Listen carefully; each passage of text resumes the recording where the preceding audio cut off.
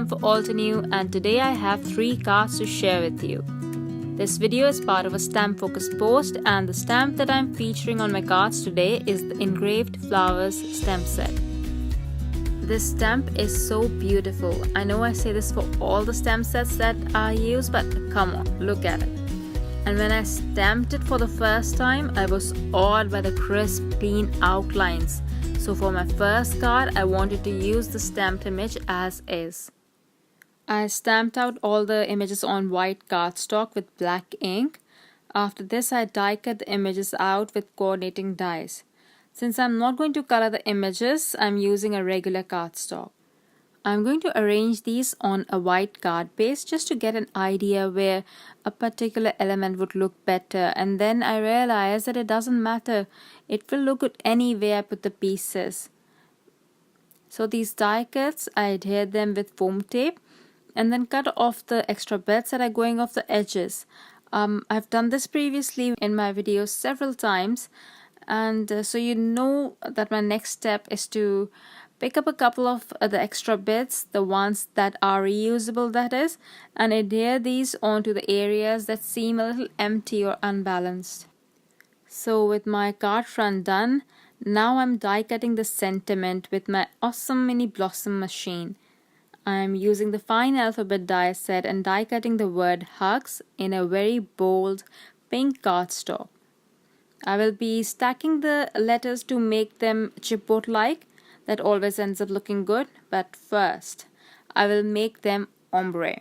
This might not be visible in the photos, but I used raspberry dye ink to do a bit of ink blending on the top half of my elfas. Oh, and I'm using the very handy watercolor palette. It's really helpful. The smooth surface helps in ink blending, and you just need to clean it off with a wet towel or whatever you use to clean your surface. Okay, so the first card is almost complete. I'm going to adhere the letters on my card front, and that is it. You can try this with colored cardstock. You can do heat embossing or even color in the images. There are so many possibilities with just this one card design. For the second card, I chose to go the gold embossing and watercoloring way. I will stamp a couple of images from the Engraved Flowers Stamp Set with clear embossing ink and heat emboss these in antique gold. After heat setting these, I thought I'd use the watercolor brush markers, the Spring Garden set, and from this the colors that I'll use for the flowers are Rubellite and Midnight Violet. What I'm doing is I'm applying Rubellite directly onto the petal closer to the flower center, and then I add a smidge of Midnight Violet. The reason I added a hint of Midnight Violet is so that I end up with 2 tones on the petal. I will then use a water brush to spread this till the tip of the petal. For the last petal that I will color, it's actually the underside of the petal, so I'm going to keep this light. There's nothing much to it. It's easy watercoloring. You can definitely see that I didn't really add a lot of detail, but it still looks good. For the leaves and the stem, I'll use moss and limeade. I know the leaves have these cutouts, but I'm going to color those in for this card since I want this to be a quick watercolor session and I don't want to be very careful while watercoloring. I always try my best to create very different looking cards from each other for my stamp focus post, so you have an idea how versatile the stamp in focus is. And Engraved Flowers is gorgeous. You can use just one of the stamps from this set or all of them on one card.